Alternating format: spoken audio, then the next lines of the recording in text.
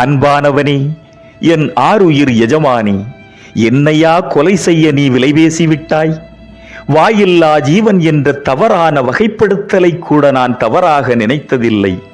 எல்லா உணர்வுகளும் எனக்கும் உண்டு என்பதை நினையாமல் கருவூட்டல் ஊசியை கருப்பை வரை செலுத்திய போதும் நான் மரணவலியோடு பொறுத்து கொண்டேன். எனக்கு பிள்ளை பிறந்தபோது உனக்கு வந்த மகிழ்ச்சியில் சுயநலம் இருந்தது. உனக்கு பிள்ளை பிறந்தபோது எனக்கு வந்த மகிழ்ச்சியில் உன்னத உறவிருந்தது.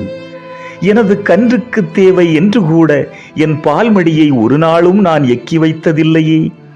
எனக்கு பிறந்த காளைக்கன்றை துள்ளி குதித்த பருவத்திலேயே சின்ன தொகைக்கு நீ கொல்லக் கொடுத்த போது என் அகன்ற கண்களில் வழிந்த நீரும் துடிப்பால் வெளிப்பட்ட பெருங்கதறலும் துளியளவும் உன்னை வருத்தவில்லையே.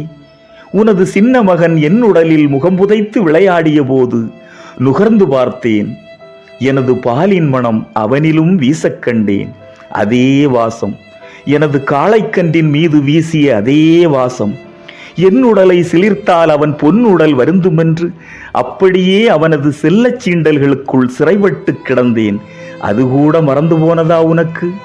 கழுத்தில் ஏறி அவன் மிதிக்கும் போதும் குதிக்கும் போதும் எனது கன்றின் நினைவோடு ஜடப்பொருள் போல நான் நிலையாக கிடந்தேன். அது கூட மறந்து போனதா உனக்கு? பிள்ளைத்தமிழின் முத்தப்பருவத்தவன் போல மொத்தமாய் என்னில் சரிந்தபோது பெற்றவளாய் நான் மெய்மறந்தேன். அது கூட மறந்து போனதா உனக்கு? பரவாயில்லை, பரவாயில்லை, பத்திரமாய் பார்த்துக்கொள் பாலகனை. யார் என்னை மறந்தாலும் அவன் என்னை மறக்க மாட்டான். விளையாட என்னை தேடினால் என்ன கொடுத்தேனும் ஆறுதல் படித்து விடு. காரணம், என்னை கொடுக்கத்தான் நான் இருக்க மாட்டேனே. ஆனால் கசாப்பு கடையில் நான் கடைசியாக துடிக்கும் வரை அவனது நினைவு மட்டும் என்னுள் அமரமாய் இருக்கும்.